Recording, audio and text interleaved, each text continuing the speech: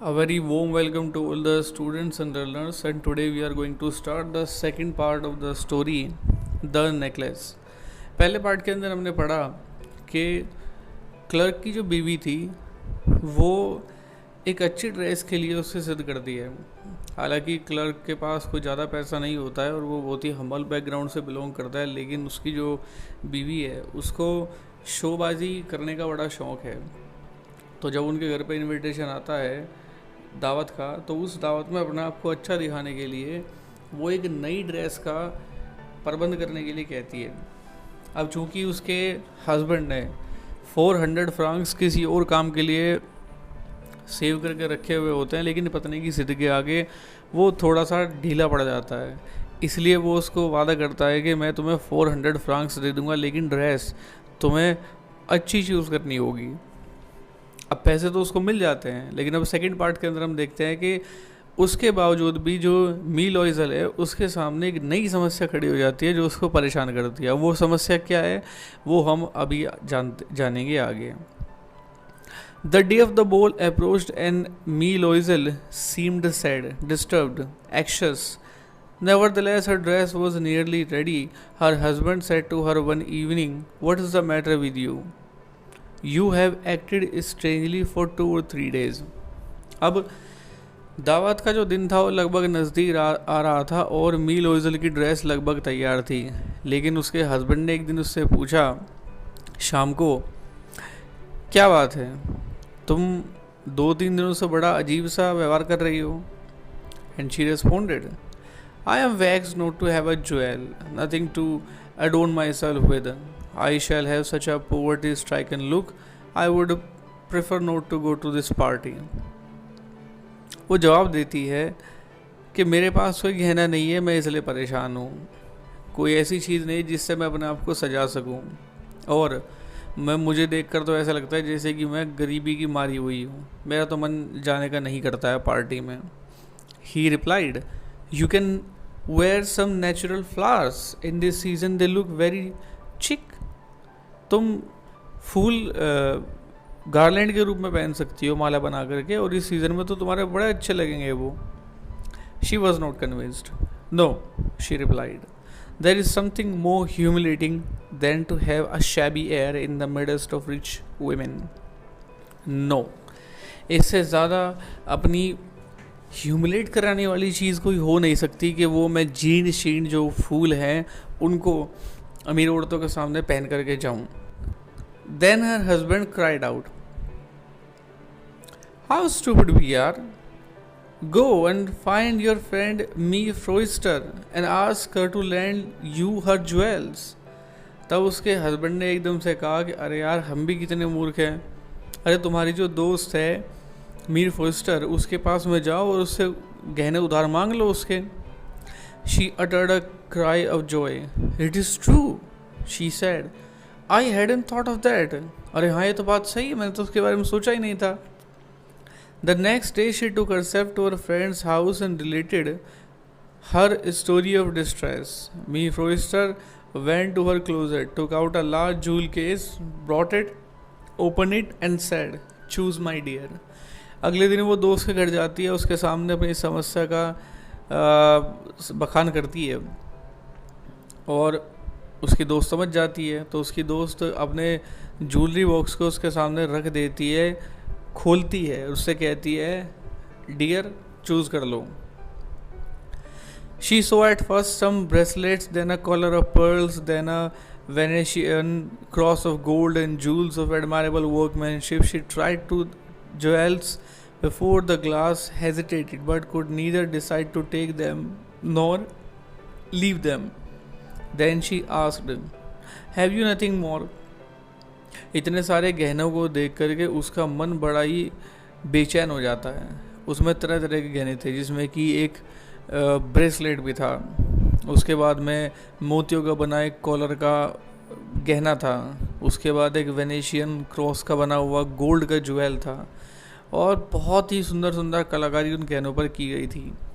उसका मन तो कर रहा था कि शीशे के सामने 1 बाय 1 सबको पहन करके मैं ट्राई करूं, लेकिन वो थोड़ी हेजिटेट थी, इसलिए वो डिसाइड नहीं कर पाई कि किसको लूँ और किसको छोड़ दूँ. तब उसने पूछा, तुम्हारे पास और नहीं है क्या? Why? Yes, look for yourself, I do not know what will please you. अरे है, क्यों नहीं है, लेकिन तुम अपने हिसाब से देख लो, क्योंकि मुझे तो नहीं पता कि तुम्हें क्या चीज़ अच्छी लगेगी। Suddenly she discovered in a black satin box a superb necklace of diamonds. Her hands trembled as she took it out. She placed it about her throat against her dress and was ecstatic. Then she asked in a hesitating voice full of anxiety, "Could you lend me this? Only this?" उसके बाद क्या होता है कि अचानक से एक black रंग का सेटिन बॉक्स के अंदर वो एक सुपर्ब नेकलेस जो डायमंड का बना हुआ है उसको ढूंढ लेती है। जैसे वो उसको उठाती है उसके हाथ कांपने लगते हैं।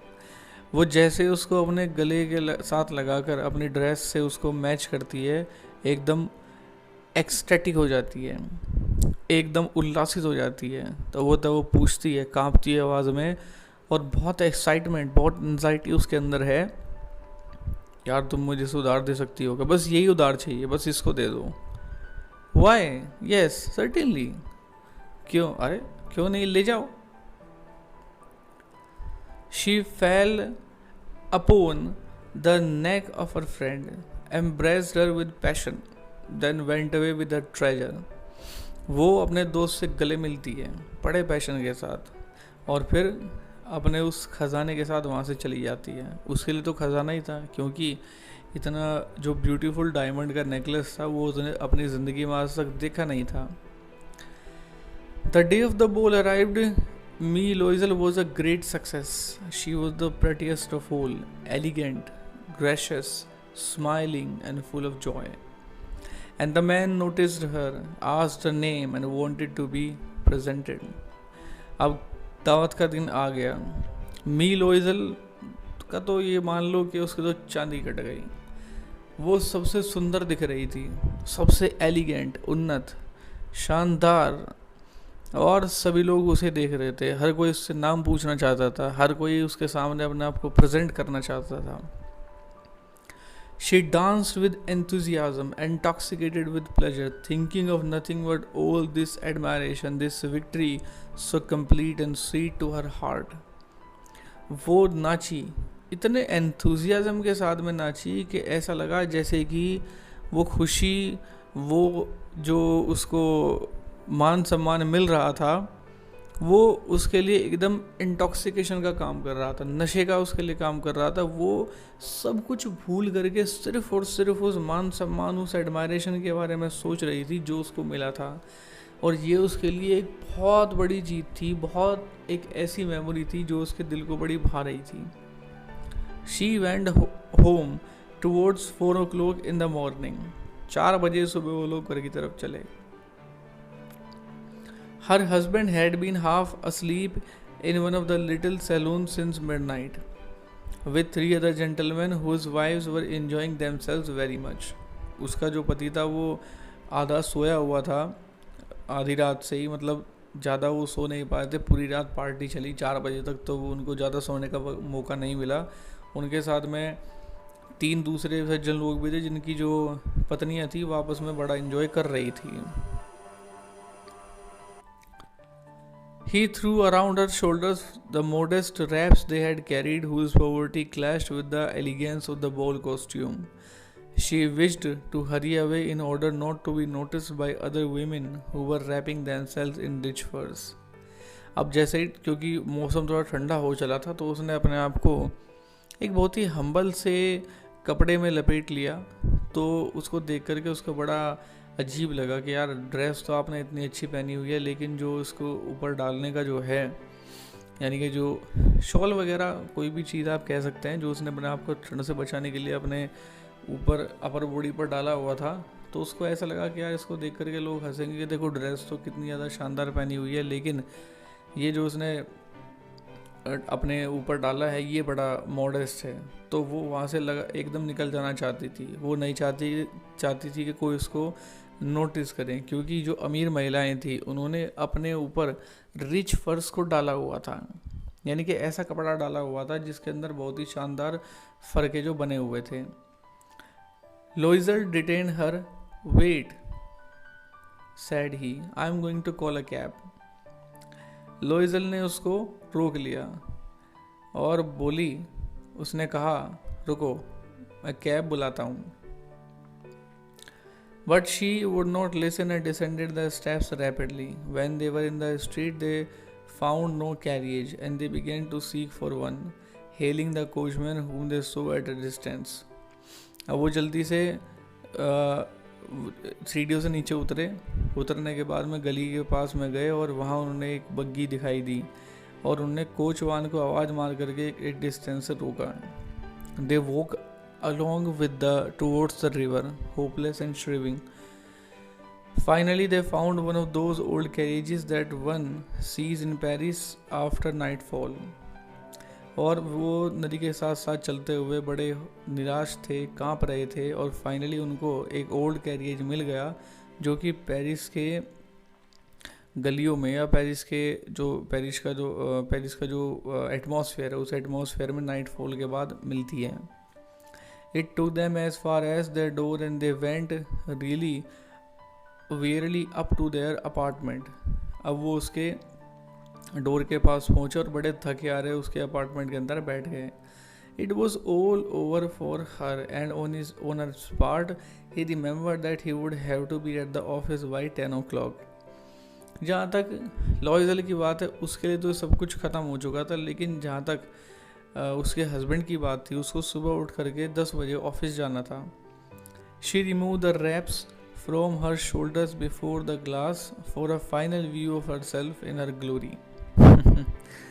अब उसने जो अपना रैप्स था यानी कि उसने जो अपने ऊपर जो कपड़ा ढक रखा था उसको उतार दिया, ताकि अपने शोल्डर पर से कपड़ा उतार दिया ताकि अपने आप को शीशे में फाइनली एक बार अपनी जो वैभवता थी, अपना जो वैभव था, अपनी जो ग्लोरी थी उसको वो एक बार आखिरी बार शीशे में देखना चाहती थी.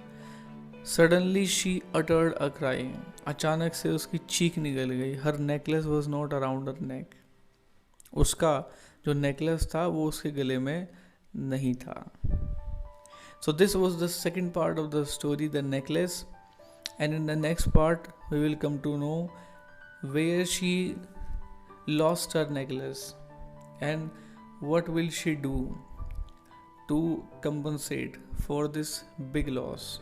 And this will be a very interesting part and the final part of the story. And till then, thank you very much.